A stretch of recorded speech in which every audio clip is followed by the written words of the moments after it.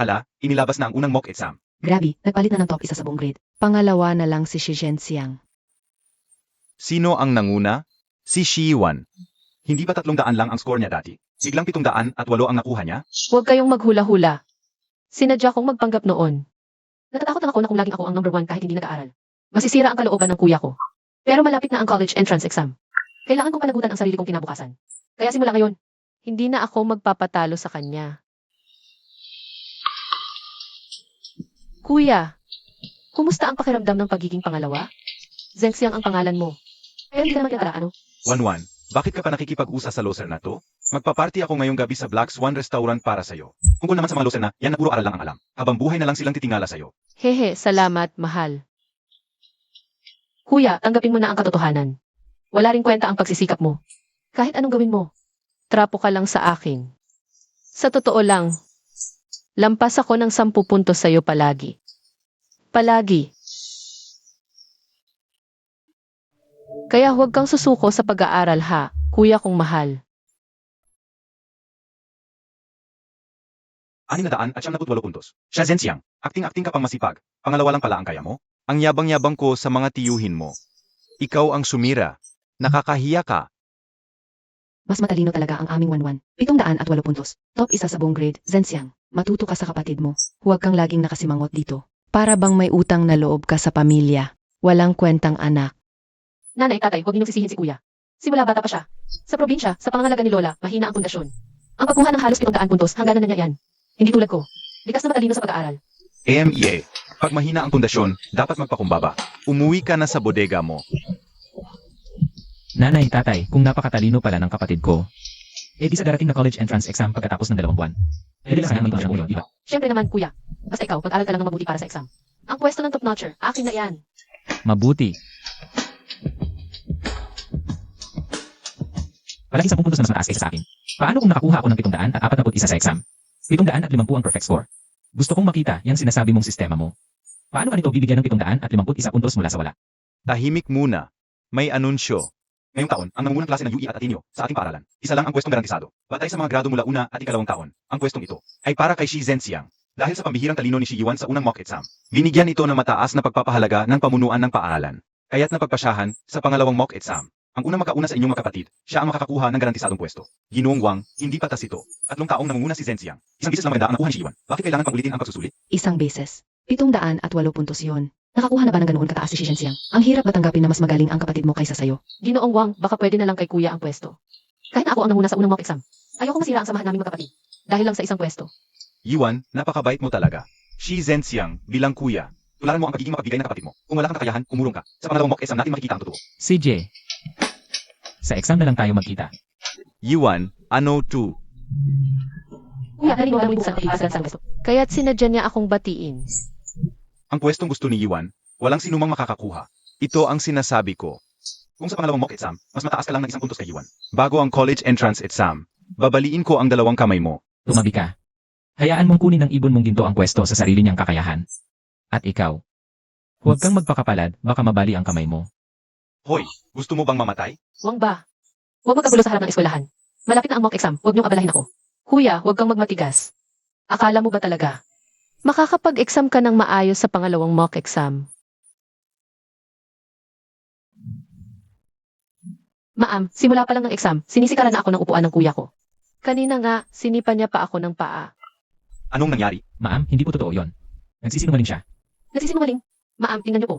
Hindi niya sinagutan ang huling multiple choice at fill in the blanks. Galit na galit siya kasi hindi ko siya binigyan ng sagot. Nandito ang saksi at ebidensya. Shi Zhenxiang, tumayo ka agad. Sumama ka sa akin sa opisina. Ma'am, hindi pa po tapos ang exam, hindi pa malinaw ang nangyari. Bakit niyo kinukuha ang papel ko? Hindi ako nag-review ng CA. Anong review ng CCTE? Alam ng lahat sa eskwelahan. Na natalo ka sa unang mock exam ng kapatid mo. Naiinggit ka lang. Halika! Shi Zhenxiang, sobrang disappointed ako sa'yo. Sa importanteng exam na ito, nag-attempt ka pang mandaya? At tinakot mo pa ang kapatid mo? Anong klaseng estudyante ka? Shi Zhenxiang, may sasabihin ka ba? Isang bagay lang, i-review ang CC ng exam room. Malalaman kung sino ang nagsisinungaling. AMEA, opisina, CCTE? Akala mo ba hindi ko na-check? Ayon sa guro sa monitoring room, ang linya ng CCTE sa room 1 ay nasira mismo bago magsimula ang exam. Ngayon, wala talagang footage. Nandito ang saksi at ebidensya. Natatakot na nga ang kapatid mo sa'yo. Matigas pa rin ang mukha mo? Ma'am, huwag niyo pong sisihin si kuya. Kasalanan ko po lahat. Hindi ko dapat pinagalingan si kuya, nasaktan ko ang pride niya. Basta mawala lang ang galit niya, handa kong isuko. Ang coach sa kasali niyo. Tingnan mo ang klase ng kapatid mo. Tapos tingnan mo ang itsura mo. Naiingit sa sariling kapatid? Anong klaseng lalaki ka? Dahil sa malubhang paglabag ni Shizensiang sa exam. At sa pagbabanta sa kapwa, ang desisyon ng eskwelahan. Simula ngayon, kinakansela ang scholarship qualification ni Shizensiang at bibigyan siya ng disciplinary record. Tanggap po ang parusa. Sana pagkatapos ng 2 buwan.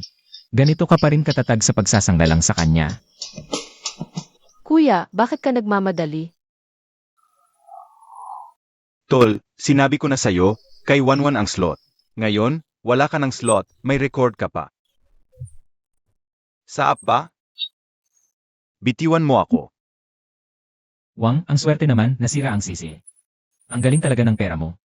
Pero huwag mo na akong gambalain. Sa susunod, hindi na ito magiging madali. Kuya, ngayon ka lang makakapang-api. Ginagawa mo ang lahat para makakuha ng slot at makaalis. Takot ka lang matalo sa college entrance exam, di ba? Sasabihin ko sa'yo, dito ka lang sa exam room. Panoorin mo kung paano kita lulupigin. Gusto mo talaga akong sumali sa college entrance exam? Dito lang sa exam, talunin kita ng harapan. Para malaman ng magulang kung sino ang tunay na henyo ng pamilya siya. Huwag isipin na sinadya mong gisagutan ang huling dalawa sa mock exam. Para lang manginis sakin. Kahit anong gawin mo, ako pa rin ang number 1. Ah, ganun? Sige, magkita na lang tayo sa college entrance exam. May kakaiba. Kung biglang naging henyo si Shai Iwan. Para sa kanya, ang pinakamaganda ay palayasin ako. Kung wala akong sagabal. Natural lang na siya ang number 1, madali lang. Pero bakit, sa halip na gawin yon? Ginagawa niya ang lahat ng kalokohan. Pinababoy ni Wang ba ang sisi? Nag-set up pa ng pandaraya para siraan ako. Lahat yon para lang pigilan ang pag-alis ko. Para pilitin akong sumali sa college entrance exam, bakit? Bakit ako natakot siya kapag wala ako sa exam? Maliban na lang kung direktang makakasama sa kanyang interes. Kanina sa exam room, dahil sa huling 2 tanong, nagawa ang papel ko bago ko masagutan. Parang nawalan ako ng 15 points. Pero si Shai Iwan, kahit hindi niya alam, mukhang sigurado na siyang manalo. Parang, hindi talaga siya henyo. Ang score niya, base sa score ko, dinagdagan ng hindi kilalang sistema. Basta nandito ako sa exam room, siguradong panalo siya. Kapag wala ako, lalabas ang totoo niya. Sister, gusto mo akong maging hakbang mo? Sa susunod na school exam, bigyan kita ng regalo, kuya. Nasaan si Shizensiang? Bakit hindi pa siya dumarating? Ayon sa class president, si Shizensiang ay pag dahil may sakit siya. Hindi siya sasali sa mock exam na ito. Ano? Hindi siya mag-i-exam. Umupo na. Ipapamigay na ang papel. Ilagay ang mga hindi kailangan sa ilalim ng upuan. Sistema. Nasaan ang mga sagot? Sistema, magsalita ka. Hala, breaking news, tingnan ninyo to. Ang score ni Shiwan. Magkano? 200 at 70 lang. Pangalawa sa pinakamababa. Naku, noong unang mock exam ay 708. Pangalawang mock exam ay 710. Bakit sa mock exam na ito, biglang bumagsak sa 270? Gabi naman ang pagbagsak niyan. Parang pelikula. Sabi ko na nga ba, walang biglaang pagising na. Genius, yung mga unang mock exam, paano kaya niya nakuha yun? Tumahimik kayo. Tumahimik kayong lahat. Hindi ito totoo. May sira ang sistema ng pag-check. Tiyak na may mali sa pag-record ng score ko. Yu Wang, kilala niyo po ako. Paano ako makakakuha ng 200 panandang padagdag lang? 1-1, huwag mo na masyadong mag-alala. Baka hindi ka lang maganda ang pakiramdam? May lagnat ako nitong nakaraang 2 araw. Nahihibang ako. Lagnat? Pwede bang magpababa ng ibig mula 710 hanggang 270? Nay, ang lagnat mo talaga nakakagulat. Shizensiang, hindi ka pala may sakit? Nag-invento ka lang ng dahilan para hindi umexam? Iwang, sumakit ang tiyan ko buong araw. Kakagaling ko lang sa ospital. Bawal ba magkasakit? Sayang naman, Nay. Nagpaalam lang ako ngayon. Hindi ako naging hakbang mo sa exam, paano nangyari na bigla na lang. Ang dating top-notcher ng buong eskwelahan ay naging pangalawa sa pinakamababa. Ikaw ang may kasalanan nito, Shizensiang. Bakit hindi ka nag-exam ngayon? Kung nag-exam ka, hindi ako makakakuha ng ganitong kababang score. Sinadya mo to. Naiingit ka sa akin. Talaga bang nasiraan ng bite si Shiwan? Anong kinalaman ng pag-exam o hindi ng kuya mo sa score mo? Tutu, hindi kaya kung wala ang kuya mo. Hindi mo na maintindihan ang mga tanong? Naku, bakit biglang nagpanik ang kapatid ko? Ang bait-bait kong kapatid. Kapag wala akong kasama sa exam. Hindi ka pala makakapasa ng kahit na pumasa lang.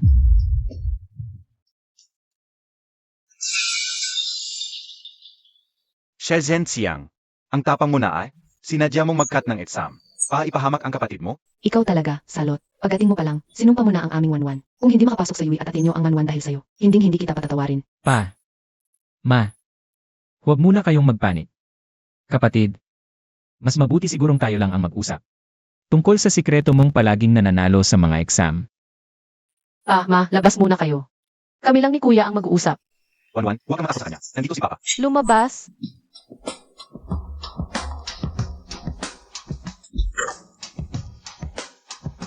Shizenxiang, ano ba talaga ang gusto mo? Huwag kang mag-alala, kapatid. Mag-deal tayo. Basta patuloy akong sasali sa mga exam. Laging mas mataas ng 10 puntos ang score mo kaysa sa akin, di ba? Huwag kang magdeni. Pinatunayan ito ng mock exam na to. Pwede akong magpatuloy na maging hakbang mo. Kahit na sa college entrance exam. Ibibigay ko ang lahat para maging top-notcher ka ng buong rehiyon. Ganyan kabait ang loob mo. Ano ang gusto mo? Simple lang. Una, huwag mo nang paasahin ang mga magulang natin sa akin. Kailangan ko ng tahimik na lugar para mag-review. Pangalawa, bago ang college entrance exam, huwag mo nang gamitin ang mga barubal mong paraan para gambalain ako. Kasi kapag mas mataas ang score ko, mas mataas din ang lipad mo, di ba? Deal. Buti naman naintindihan mo. Basta't sumunod ka lang. Kapag naging top-notcher na ako ng rehiyon, may kapalit yan para sa'yo. Sana'y maging matagumpay ang ating pakikipagtulungan. 1-1, may underground race sa city ngayong gabi. Sama ka, isasakay kita sa bundok para mag-joyride.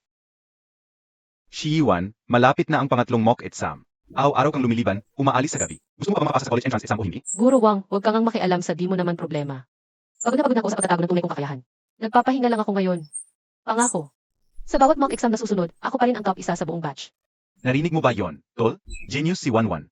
Huwag mo ngang ipilit yung mga patakaran mo sa babaeng akin.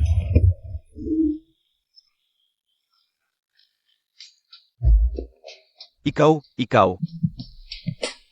AME, anong titingin-tingin ka? Wala namang katutunguhan ang puro aral. Kung kalahati lang ng talento ng kapatid mo ang meron ka. Di ka na sana nagpupuyat dyan sa mga libro. Magsaya ka lang. Mas wild ka, mas titindi kong mag-aral. Pagdating ng araw ng release ng college entrance exam results, tignan natin kung makakatawa pa kayong ganyan. Niwang ang binata mo. Hala, andito na ang resulta ng pangatlong mock exam. Shiwan, tundaan at 25 puntos. Top isa sa buong eskwelahan. Kahit sa buong rehiyon, wala talagang makakatalo sa score na yan, no? Ang galing din ni Shizenxiang, 715 puntos. Sayang lang, talo pa rin siya. Ng kapatid niya ng 10 puntos. Anong ingay-ingay? Di ba't expected lang na? Ang babae ko ang mag-top isa? Yung iba dyan, puyat na puyat, naglalagas pa ng buhok. Pero ang ending, nasa puwetan lang ng 1-1 ko, naiputan. Ang saap. Sa tingin ko, ang basura. Ang galing mo, Tol. Alam mo palang kapag tumaas ako ng 10 puntos. Taas din ako ng 10 puntos. Kaya pinilit mo talagang umiscore ng 715 sa pangatlong mock exam, no? Ang galing mong maging hakbang. Nagpapanggap lang ako para sa'yo, nak. Handa ka na ba para sa college entrance exam? Hahaha. Kailangan pa bang maghanda? Basta't nasa loob ka ng exam room. Kahit pa mata ko'y nakapikit, basta random ang sagot ko. 10 puntos lamang ko. Top-notcher ng buong rehiyon. Nakaukit na ang pangalan ko doon. 1-1, bakit ka pa nakikipag-usa sa hakbang na to? Inarkila ko ang pinakamalaking bar. Inawag ko mga tropa. Mag-celebrate na tayo ng maaga para sa top-notcher mo.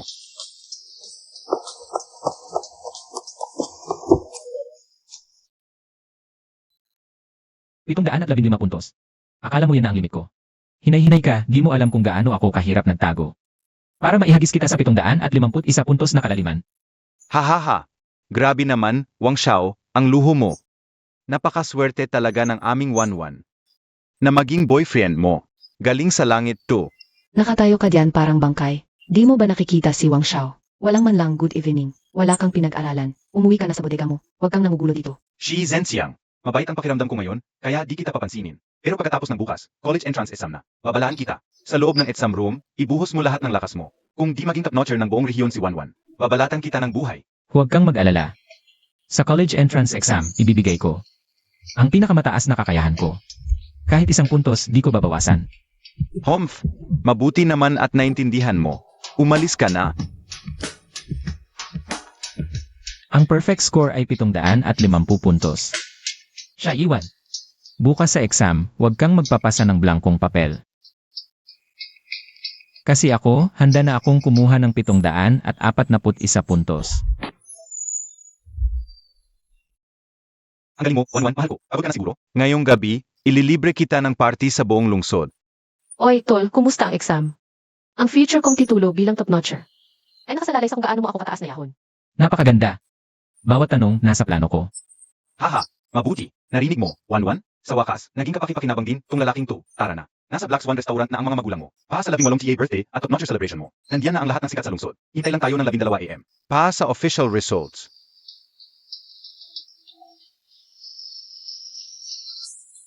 Tang. Congrats, Shai. Salamat, Zhang. Ang anak ko, si Yuan. Iba talaga, yan mula pagkabata. Alagang henyo. Mamaya, darating na ang acceptance letter mula sa UE at Ateneo. Pagdating ng alas 12, kapag lumabas na ang score ni 1-1. May 100 electronic canon ako sa gitna ng lungsod. Sabay-sabay paputukin. Naku, she, top-notcher. Congrats talaga. Nga.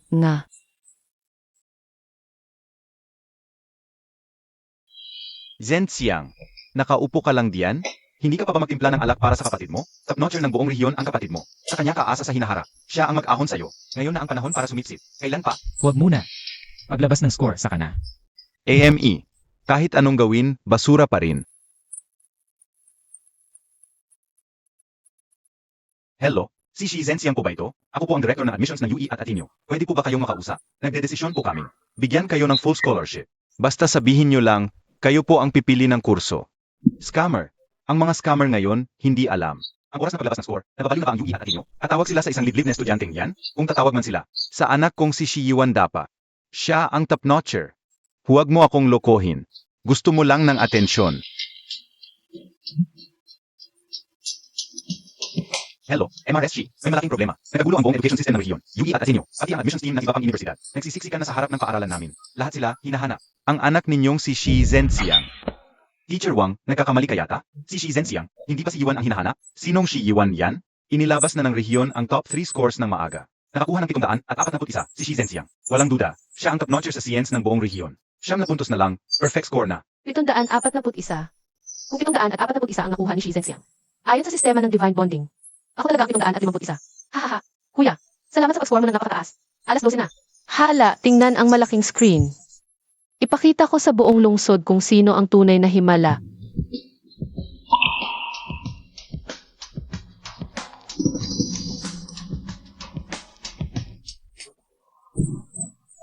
Nakavirus talaga ang computer na ito. 10 bilyon lang ang kabuuang score sa college entrance exam. Saan galing ang dagdag na score na iyon? 1-1?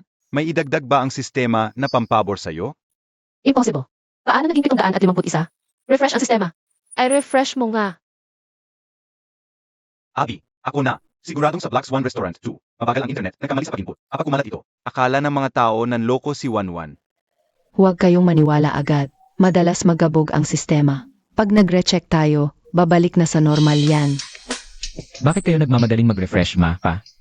Ang dagdag na score. Hindi ba yan ang himalang narapat kay Bunso? Tumahimik ka, Shi Zhenxiang. Ikaw ang may kasalanan. Bakit ka kumuha ng 741? Kung hindi mo ginawa yon, hindi sana ako. Nababaliw na yata si Shiyuan. Anong kinalaman ng score ng kuya niya? Sa sobrang score niya nalampas sa 10 bilyon. 10 bilyon lang ang total. Tapos 751 ang nakuha niya. Ito ay malaking kasong pangungurakot. Sino ang may kapangyarihang magbago ng score sa college entrance exam? Mukhang may daya nga sa unang mock exam at pangalawang mock exam niya. Sino si Shi Yuan? Ako ang ama niya. Galing ba kayo sa UE at Ateneo? Dahil ba masyadong mataas ang score ng anak ko? Kaya sinundo ninyo siya? Mali talaga ang 751 na yon. Nagbibiro lang ang sistema. Susunduin siya, arestado siya. Shi Yuan, ikaw ay sinasangkot sa pagpasok ng iligal sa pambansang sistema ng pagsusulit. Gumamit ng di kilalang paraan para baguhin ang datos. At malubhang paglabag sa patas na pagsusulit. Pusasan, dalhin siya para sa investigasyon. Ano? Arestuhin. Wang ba, tulungan mo ako. Kilala ng tatay mo ang mga nasa loob, di ba? Sabihin mo sa kanila. Mga ginoo, ako si Wang Ba ng Wang Conglomerate. May malaking pagkakamali dito. Ang tatay ko at ang mga nasa inyong tanggapan. Tumahimik ka, Wang Ba. Pambansang kaso ng pandaraya sa pagsusulit ito. Kung ang Wang Conglomerate ng tatay mo ay gusto mabangkarote at masarahan bukas. At ang buong pamilya mong makulong sa pagadlang at pagsabuatan. Sigish, humakbang ka pa ng isa. Hindi ko siya gaanong kilala, walang kinalaman sa akin. Tay, tulungan mo ako. Ayoko makulong. Ikaw yon, di ba, Shi Zhenxiang? Sinasadya mo kumuha ng 741 para planuhan ako. Ikaw ang sumira sa lahat ng meron ako. 8. Pwede kang magkamali sa pagkain, pero huwag sa mga salita. Sarili kong kakayahan ang nagdala sa akin sa 741 top-notcher ng rehiyon. At yung 1 punto na sobra sa'yo. Hindi ba't yan ang kapalit ng lahat ng bagay na hindi mo pinaghirapan? Shi Zhenxiang, walang utang na loob. Alam mong may daya sa mga grado ng kapatid mo. Bakit hindi mo pinigilan? Sinadya mong sirain siya. Hindi kita patatawarin. Tay, may kaulang parusa ang pandaraya sa college entrance exam. Kaysa mag-aksaya ka ng oras sa akin. Mas mabuti pang ihanda mo ang sarili mo. Para sa mahal mong anak na henyo. Handa na ba siya sa pangalawang pagsubok? Shi Yuan, dahil sa mga hinala sa iyong college entrance exam score, pinapayagan ng National Exam Board na gamitin ang reserbang exam. Bubuksan ang selyadong test paper para sa taong ito. Ay record ng live ang buong pagsusulit. At susuriin ka agad ng mga eksperto ng bansa. Kung makakakuha ka ulit ng mataas na marka, mapatutunayan mong malinis ka. Magsimula na. Hindi patas to. Bakit ako lang ang muling sususulit? Gusto ko si kuya. Pumasok si kuya siya dito. Sabay kami mag-exam. Kapag siya sumagot, saka lang ako. Kalokohan. Personal na usapin ang entrance exam. 741 ang kapatid mo. Napatunayan na ang integridad niya. Kung magpapatuloy ka sa pagiging pasaway, Itatrato ka ng tulad ng isang tumangging sumunod. Sistema, tulungan mo ako. Hahaha, namamatay ako sa katatawa. 751 naging 157. Baliktad yung numero ah. dati pa, mayabang pa sila na hidden genius daw. Ngayon, wala kuya niya, di man lang umabot sa freshman. Iyan na tawag natin. Yan ang papakilan totoong kulay. Dapat investigahan na mabuti ito. Lahat ng exam dati. Si Shizeng ang may kasalanan. Nanay, tatay. Kunin niyo si Shizeng pabalik. Basta nakaupo lang siya sa likod ko, makakakuha ako ng 750.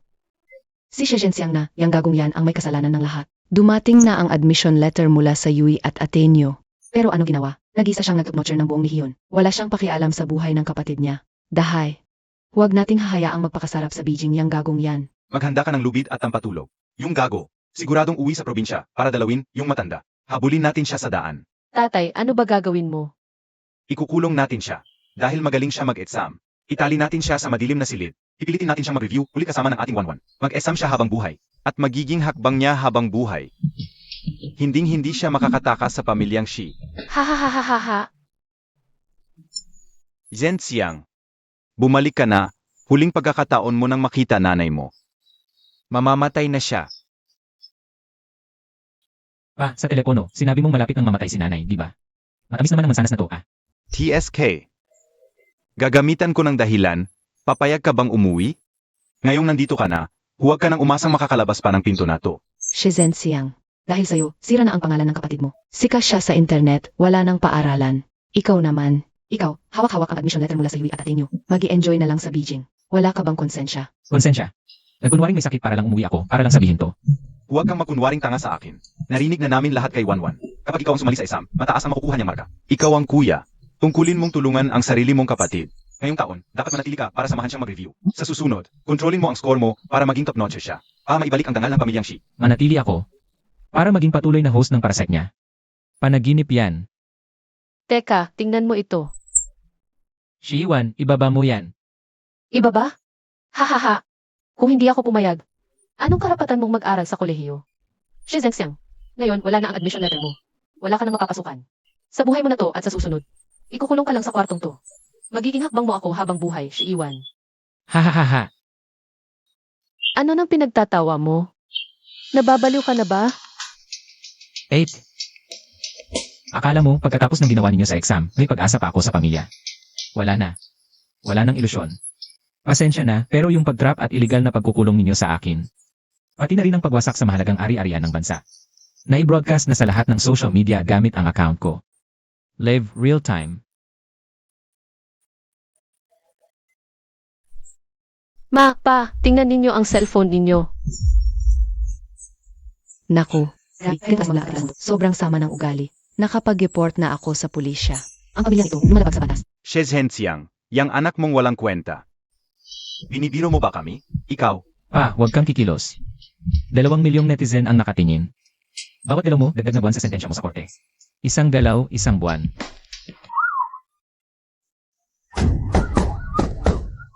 Mga nasa loob, kami ang pulisya ng lungsod.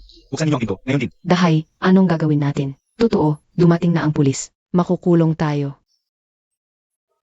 Zhenxiang, pakiusap. Kami ang tunay mong magulang. Dugo't laman. Parehong dugo. Pagpasok ng pulis, sabihin mo biro lang ito. Video lang para sa content. Pakiusap. Ngayon pa kayo magsasabi ng dugot laman? Nung pinipilit niyo akong manatili, para maging hakbang ng kapatid ko. Naalala ba ninyo na anak niyo ako? Ayokong makulong. Pa, tulungan niyo ako.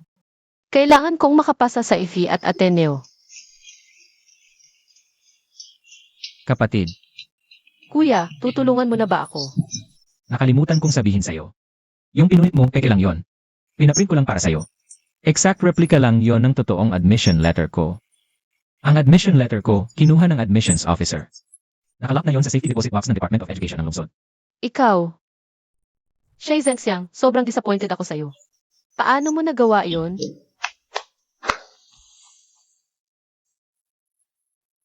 Zhenxiang, lumuhod na ako sa'yo. Pakisin na lang itong affidavit of desistance. Si 1-1, kakalipas lang ng 18. Kung makukulong siya. Sisira mo ang buong buhay niya. 18 siya. Nung araw na pinunit ang admission letter ko, 19 lang din ako. Naalala ba niyo naawa sa akin? Naalala ba niyo ang buhay kong muntik nang masira? Pero kapatid mo siya. Dugot laman. Nagkamali lang siya sandali. Bilang kuya, hindi ba pwedeng magpatawad ka na lang? Bigyan mo siya ng pangalawang pagkakataon. Magpatawad? Ha? Nung inakusahan niyo akong mandaya, nagpatawad ba kayo? Nung kinansel niyo ang scholarship ko, naalala ba ninyo ang dugot laman? Kung hindi ako naghanda ng backup ngayon, nakakulong na ako sa bodega, parang hayop. Para maging blood donor ng prinsesa ninyo. Shi Zhenxiang, hayop ka. Bakit di mo ko tulungan? Pilitin niyo siyang i-withdraw ang kaso. Top-notcher ako ng buong rehiyon. May himala sa utak ko. Hindi ako pwedeng makulong. Top-notcher. Kapatid, nakalimutan mo ata. Nang wala ako. Ang totoong score mo sa retake, 157 lang. Ang nasa utak mo, hindi himala. Kasakiman at katangahan. Tumahimik ka. Ikaw ang may kasalanan. Sinadya mo mag 7 at 41 para masira ang sistema ko. Ikaw lahat to. Zhenxiang, pakiusap na lang namin ito. Isang bises lang. Naawa ka naman sa amin. Hindi talaga pwedeng makulong si Wanwan. Naawa. Sino ang naawa sa akin? Simula nang ipinahiya niya ako sa exam hall. Simula nang sabayan niyo siya sa panirang puri sa akin. Dapat ang inisip niyo ang kahinatan nito. Ang batas ang magbibigay ng hustisya para sa lahat. Shi Zhenxiang, bumalik ka. Hindi kita patatawarin.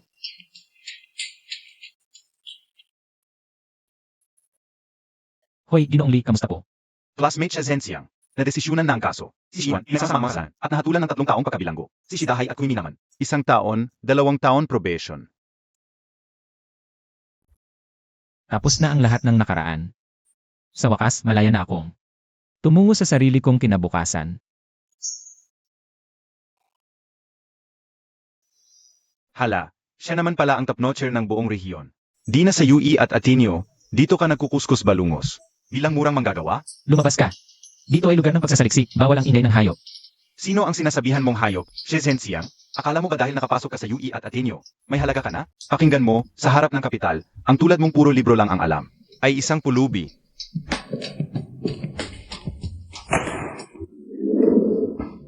Classmate siya Zhenxiang. Narinig kong binumong AI core model kasama advisor mo. Malaking tuklas. Ito ang kontrata para sa paglilipat ng karapatan. 10,000 piso. Para sa buong pagmamay-ari ng algoritmo. Pirmahan mo, kunin ang pera, at umalis ka na. 10,000. Wang, parang namimigay ka lang ng limos sa pulubi. Kulang? Hahaha.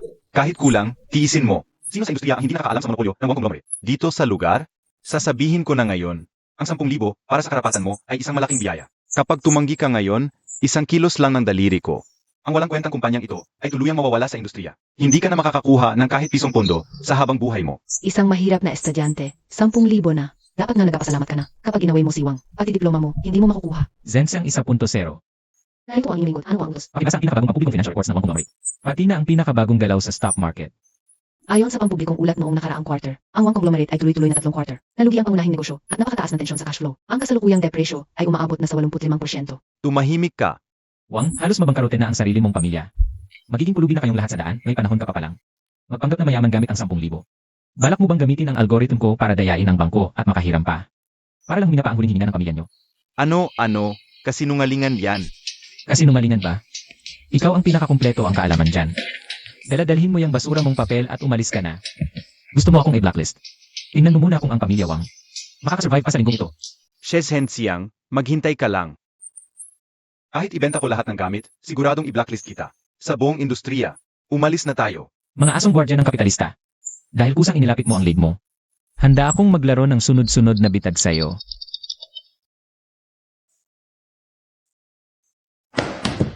May malaking problema sa Zhenxiang Tech.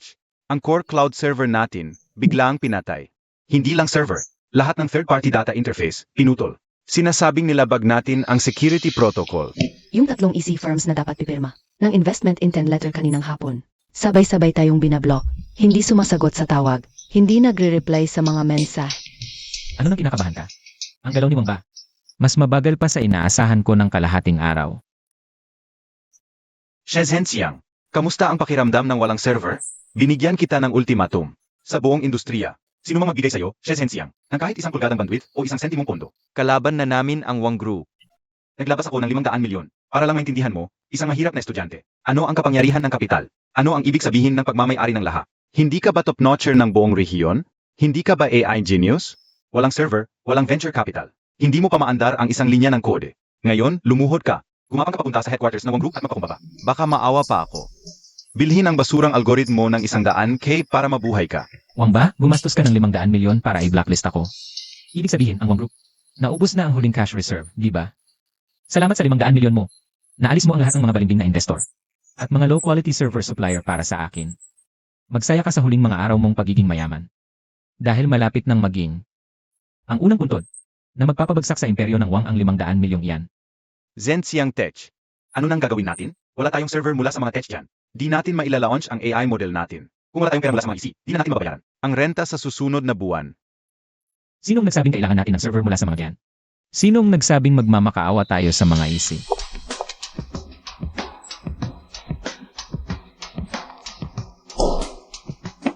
Gusto ni Wang ba na kontrolin ang impormasyon gamit ang kapital? Kaya gagawin natin ang kabaligtaran. Ipagbigay alam, kanselahin lahat ng orihinal na komersyal na plano. Mula ngayon, sisimulan natin ang Global Open Source Blind Box Plan. Tama! Ay deconstruct natin ang core algorithm natin. At gawing pinakabasikong open source data package. Ilibre natin ito sa lahat ng retail users online. Samantala, yung high-end na noise reduction. At image rendering function plugins. Gawin natin blind box add-ons. Isang foreign currency bill lang ang bayad bawat gamit. Pinagtatabuyan tayo ni Wang ba at ng mga tech dyan. Gagawin nating server ang ordinaryong retail users. Kapag ginamit nila ang open source package natin, ang idle computing power ng mga computer nila ay automatikong magiging distributed cloud natin. Kahit piso, di tayo hihingi sa isi. Diretso tayong mata-target. Nang walang katapusang global retail market. Gawin nating investors at servers ang buong internet. Ang galing ng plano na to. Kahit bilhin ni Wang ba, ang lahat ng tech dyan sa buong rehiyon, wala siyang magagawa. Sa bilyon-bilyong ordinaryong netizen. I-implement na agad. Ginoong Wang, bumagsak na ang 5 bilyon mo. Ngayon, oras na para turuan ka ng karagatan. Ng bilyon-bilyong retail users kung ano ang tunay na kapital. Sumabog na. Zhenxiang Tech. Sumabog na talaga ang open source blind bots natin. Lumagpas na sa 30 milyon ang global downloads. 24 how revenue, 8 milyon. At hindi lang yan. Ang open source package natin. Ang distributed cloud computing power na meron tayo ngayon ay hinaligpasan na ang kahit sinong top tech dyan sa bansa. O ha ha ha. Huwag masyadong magsaya. Nasayang ang 5 bilyon ni Wang ba. Malamang, desperado na yan ngayon. Sino po rito ang Ginoong Shi Zhenxiang? Ako po ang Asia Pacific Executive President ng Star Glory Capital, isang top-tier international venture capital firm. Zhensing. Star Glory Capital. Yan ang trillion-level international giant na nag-invest lang sa mga unicorn. Ano ang pakay ng Star Glory Capital sa akin? Shi, medyo kakaiba talaga yung open source blind bots mo. Nagdesisyon ang Star Glory Capital na mag-invest sa proyekto mo. Direktang magbibigay kami ng 2 milyong valuation sa inyo. Unang batch na 20 milyong cash sa loob ng 5 minuto. Mapapasok na sa account nyo. Siyempre, ang tanging kondisyon namin ay kailangan magkaroon ang Star Glory Capital ng 51% share, absolute control. Pirmahan ang performance guarantee deal sa loob ng 1 taon. Kung hindi umabot ang global revenue sa 2 bilyon, ang founder team. Umalis ng walang kapalit at bayaran ang buong investment. Zhenxiang, may mali sa kontratang ito. 51% control. Tapos ganito kalupit na performance deal? Parang gusto lang nilang tanggalin ang control natin ng sapilitan. Para maging libreng trabahado lang tayo. Anong Star Glory Capital sa abroad, yung tinta sa cover ng kontratang ito? Kaya natin tayo. Printing shop ng 100 inakontrata ni Wang ba noon? Totoong 2 bilyon ba talaga yung 2 bilyon? Chen, totoo ba? Kapag pumirma ako, bilyonaryo na ako ngayon? Siyempre naman, Shay, sa harap ng tunay na kapital. Ano ba yung konting teknolohiya mo? Pirmahan mo na to. Ikaw at ang team mo ay agad-agad angat sa buhay. Zhenxiang, huwag mong pipirmahan yan. May patibong yan. Tumahimik ka. 2 bilyon yan. Nakita mo na ba ang ganoong kalaking pera sa buong buhay mo? Pipirmahan ko. Pipirmahan ko na yun. Chen, kailan darating ang pera? Haha, ang bilis. Unang pondo, darating sa loob ng 2 minuto. Nababaliw ka na ba, Zhenxiang Tech? Bakit hindi ka makinig sa payo? Ano nang kinakabahan mo? Kung si Wang ba ay nagdala na nga ng pambili ng kabaw niya, hindi ba't walang utang na loob kung di tatanggapin ang regalo niya? Wang ba?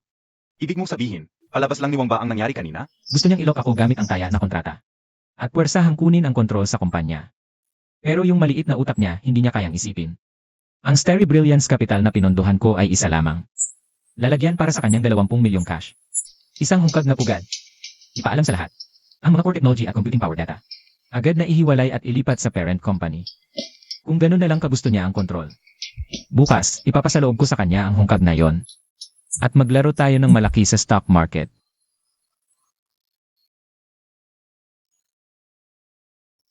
Agay, ipagdiwang natin ang pagyaman ko sa isang gabi. Yihey! Ginoong Wang, napakagaling ninyo talaga. Gamit lang ang 20 milyon, nakuha ninyo ang lahat ng pinaghirapan. Ang top-notcher ngayon mula UI at Ateneo. Ngayon, ang market value ng Wang family ay tumalo na 1 bilyon. Oy, Shi, kumakain ka pa rin ng instant noodles sa dorm? Nakita mo na ba ang stock market? Naglagay lang ako ng manipis na bala. Gumalaw lang ng daliri, kumita na ako ng bilyon. Ikaw, dakilang henyo. Ngayon, wala kang magawa kundi maging kasangkapan ko para mag-cash out ng todo. Manatili ka na lang na maging hakbang ko. Shi, Ginoong Wang, ang taas-taas na ng stock mo, nag-cash out ka na ba? sa 2 oras at 30 minuto ng hapon ngayon, magka-cash out ako sa pinakamataas na presyo. Magseselos ka na lang. Ganon ba? Eh di 10 minuto na lang ang natitira bago ka mag-cash out. Wang ba, ang pinakamalaking pagkakamali mo ay ang paglabas ng underlying computing power data ng open source blind box sa official financial report ng Wang Group para lang pataasin ang stock price. Anong ibig sabihin? Ang data ay patunay ng aming kapangyarihan. Anong mali doon? Wala, syempre. Pero ang data na inilabas mo ay espesyal kong inedit para sa'yo. Zhenxiang 1, putulin ang lahat ng technical authorization sa subsidiary. Ipadala ang opisyal na paglilinaw at pagsisisi ng parent company sa lahat ng major short selling firms at sa Securities Commission. Opo, Panginoon. Shi Zhenxiang. Huwag kang magpanggap dito. Nakapirma na ang kontrata. Anong magagawa mo ngayon? Tingnan mo na ang stock market.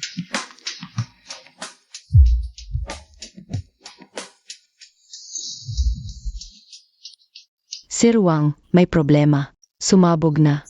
Ang inang kumpanya ni Shi Zhenxiang ay kakalabas lang ng pandaigdigang pahayag. Sinasabi nila na ang subsidiary na hawak natin ay wala talagang pagmamay-ari sa core algorithm. Basic code lang. At pinutol na nila ang lahat ng technical authorization. Ano? Paano siya nangahas? Hindi lang yan, Sir Wang. Ang mga short sellers sa abroad na ibinigay ni Shi Zhenxiang. Ay grabe ang pag-short sa atin. Bumagsak na ang stock natin. Ang pera ko. Hindi ko pa na-cash out. Ginoong Wang ba? Ang Wang Group ay sangkot sa pakikipagsabuatan sa dayuhang kumpanya sa paglikha ng mapanlinlang na pekeb konsepto ng teknolohiya. Seryosong pandaraya sa financial report ng pampublikong kumpanya at pagmamanipula ng stock market. Ikaw at ang chairman ng Wang Group Ay dapat huminto agad sa lahat ng transaksyon at maghintay sa investigasyon. Unang set, Wang Ginoo, ito pa lang ang simula. Nakuha ko. Totoo talaga, Sir Wang. Ito ng studio ni Shi Zhenxiang. Pumasok ako sa kanyang private computer at kinopya ito mismo. Ang master copy ng AI Full Ecosystem Matrix Algorithm. Gamit 2. Hindi lang natin maayos agad ang lahat ng dati nating sira. Kaya pa natin gibayin ang buong AI industry sa mundo. Hahaha. Mabuti.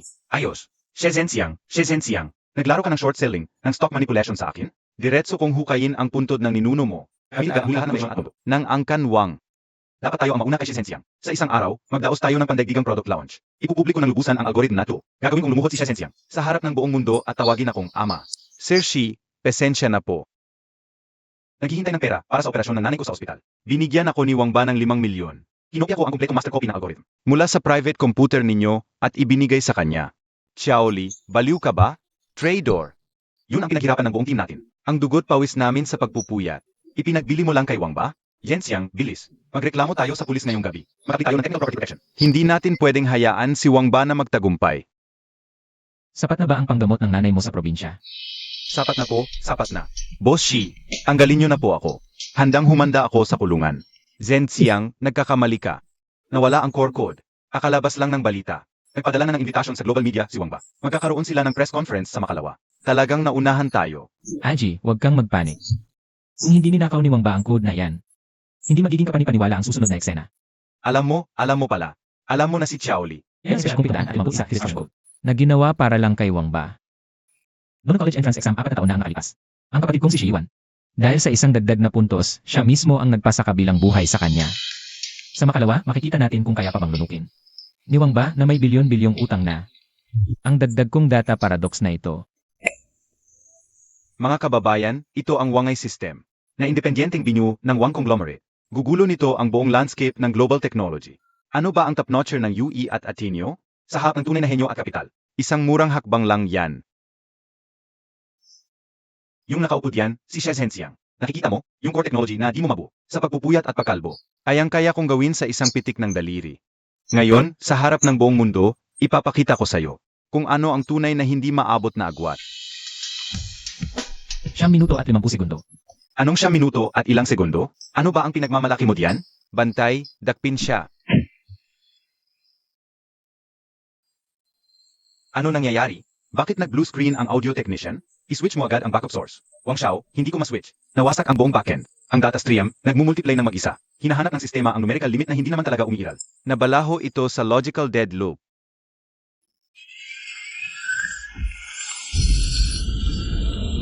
Sumabog. Lahat ng e-server nasunog dahil sa overload. Hindi na maibabalik ang logical paradox. 4 na taon na ang nakalipas. Akala ng kapatid kong si Shiwan.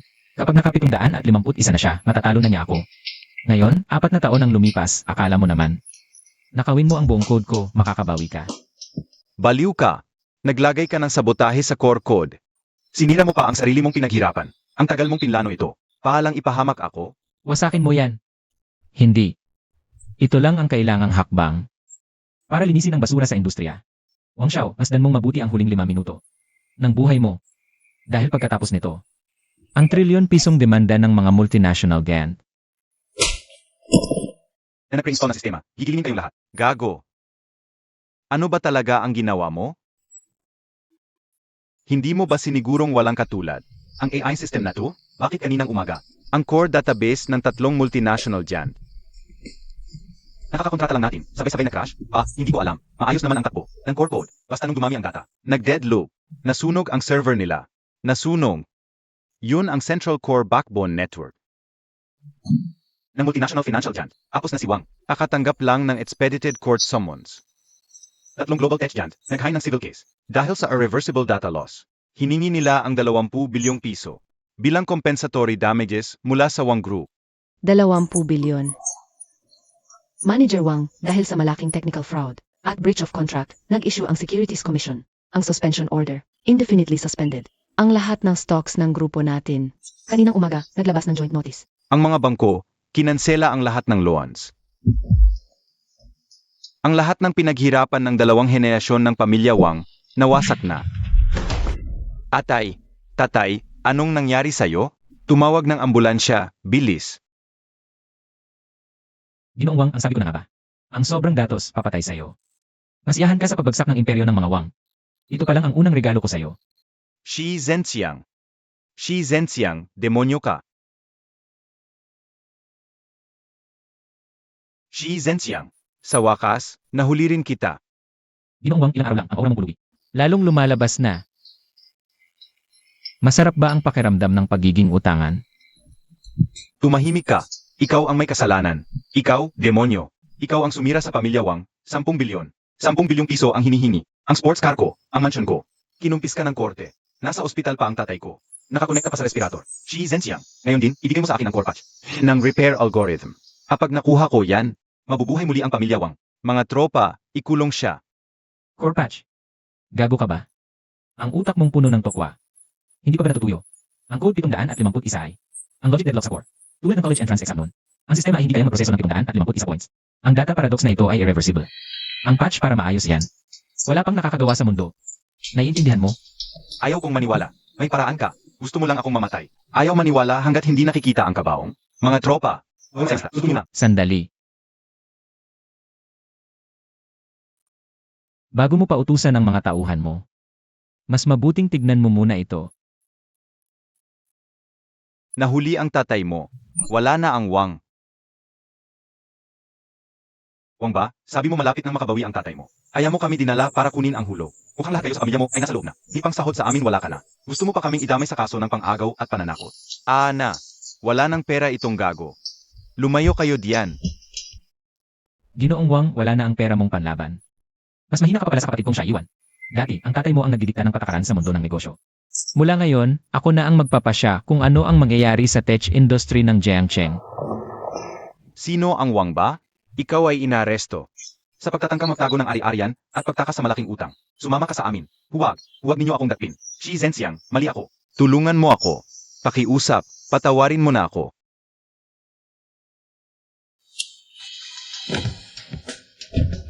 Tapos na ang laban ni Wang ba? At ang daan para sa akin. Si Shi Zhenxiang bilang bagong hari ng industriya ay nagsisimula pa lamang. Narinig nyo na ba?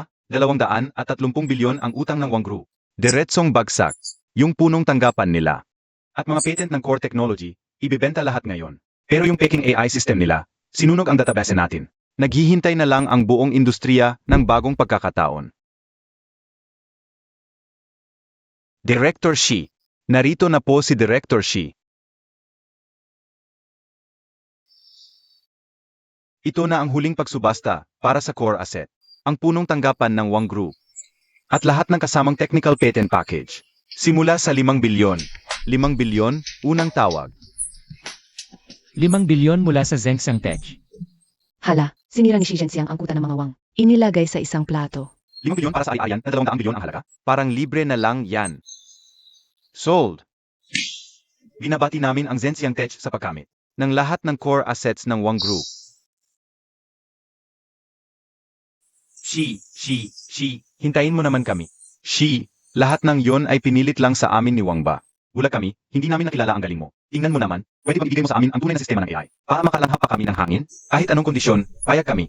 Nga, Kung papatawarin mo lang kami. handang-handang ibigay sa iyo ng libre ang 40% ng aming kumpanya. Iligtas mo naman kami, par. Ngayon lang kayo nang hihingi ng awa.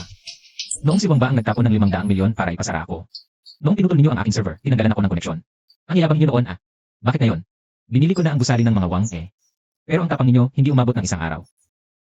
Ganyan talaga sa kapitalismo, ang nagwawagi ang hari. Ngayon, ikaw na ang hari ng industriya ng AI sa buong bansa. Gusto lang namin sumunod sa iyo, makisalo kahit sa sabaw. Sabaw? Makinig kayo. Mula ngayon, ang mga patakaran sa tech scene ng lungsod. Ako, si Xi Zhenxiang, ang magsasaayos. Gusto ng lisensya? Pwede. Ang bayad sa teknolohiya, 10 beses ang itataas. Ang ayaw sumang-ayon, bukas, sumunod kayo kay Wang Ba. Sa pagkalugi at pagsasara. 10 beses. Ayaw. Aji, paalisin mo sila. Payag kami. Payag.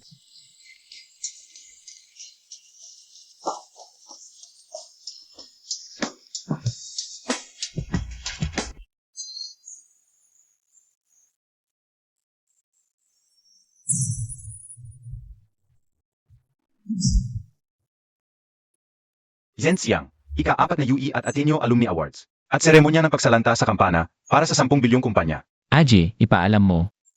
Bukas, pupunta tayo sa Nasdaq. Sasamahan ko kayo para basagin ang kisame ng kapitalismong ito. Pagbati natin sa Zhenxiang Tech. Matagumpay na kampana at stock market launch ngayong araw. Ang market value nito ay lumampas na sa 10 bilyon. Anong sikreto ng pinakabatang tech tekoon? Ano ang sikreto ng tagumpay mo? Bitiwan niyo ko. Alam niyo ba kung sino ako? Ako ang tunay na ama ni Xi. Zhenxiang, anak, ako to, ang nanay mo. Ang yaman-yaman mo na, di mo pwedeng pabayaan ang sarili mong magulang. Mga Ginoo, ito ay press conference para sa listing ng kumpanya ko. Kung papasok kayo ng sapilitan, tatawagin ko agad ang legal team. At kakasuhan ko kayo. Zhenxiang, anak ko. Kita sa mo, kaya gagawin mo. Mula noon, nagsisisi na kami. Nagkamali kami noon. Bilyonaryo ka na ngayon, anak. Tulungan mo naman kami. Anak, para mabayaran ang utang iiwan. Isinangla na namin ang bahay namin. Nitong mga nakaraang taon, naglinis lang kami ng kots at nagugas ng pinggan. Tingnan mo ang nanay mo. Halos mabulok na ang mga kamay ko. Ang yaman-yaman mo. Kahit konting dumi sa kuko mo, sapat na para sa amin. Hala, sino yang dalawang yon? AME, mukhang selective ang siya ang inyong dalawa. Noon, kasabwat kayo ni Shai Yuan. Iligan na ako at yung alis ko. Nasa korte ang hatol, malinaw ang nakasulat. Natanggap niyo na ang nararapat na parusa. Ayon sa batas, wala akong obligasyong sagutin ang pagkakamali niyo. Pero kami ang tunay mong magulang. Parehong dugo ang dumadali sa atin. At saka, nakalaya na si Iwan noong nakaraang buwan. Sira ulo na siya ngayon. Ano na ang nangyari sa henyong kapatid kong yon? Wala. Kaya ayaw magtrabaho ang hirap. Nasa bahay lang siya, naninira ng gamit. Kapag walang pera, humihingi sa amin. Binubugbog kami kapag walang bigay. Sabi niya, kung hindi lang kami tanga noon, nasa UE at Ateneo na siya ngayon. At mayaman na siyang misis.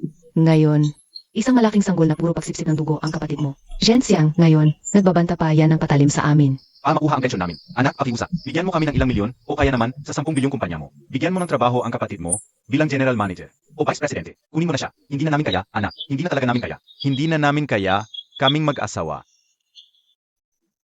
Vice Presidente, ang isang nakakuha lang ng 157 sa college entrance exam. Bahia, karapat dapat bang pumasok sa Zhenxiang Tech? Nanay, tatay. Maging si Xi Yuan o si Wang Ba man. Mga parasitong yan. Lahat ay bunga ng inyong bulag na pagmamahal at pagpapalayaw noon. Hanggang sa naging kasabot pa kayo ng kapital para sila'y hubugin. Dati, gusto nilang magparasita sa aking mga grado. Ngayong wala na akong sustento, wala na silang magagawa. Isang kagat isang lunok, ubusin nila. Ang inyong dalawang kalansay. Hindi ba't ito mismo? Ang karma na inyong hiniling. Hindi. Huwag kang ganon kasama. Kuya mo siya. Mga gwardiya, paalisin ng dalawang itong pumasok na sapilitan sa presscon. At nanliligalig sa isang kumpanyang maglilista sa stock market. Ipaalam sa legal department kung makapasok pa sila kahit isang hakbang. E demanda agad sa pananabutahe at sadyang panliligalig. Opo, Shizong. Zhenxiang, walang pusong hayop ka. Sasapitin ka ng kaparusahan ng langit. Si Zhenxiang, traitor ka. Ingatong salot. Paano mo nagawang maging ganito kasakit? Ang kinabukasan ko ay nasa tuktok, tinititigan ng libo-libo. At ang pamilyang iyon ng mga parasite. Hayaan silang malunod magpakailanman. Sa walang kahon ilalim na hukay na sarili nilang hinukay.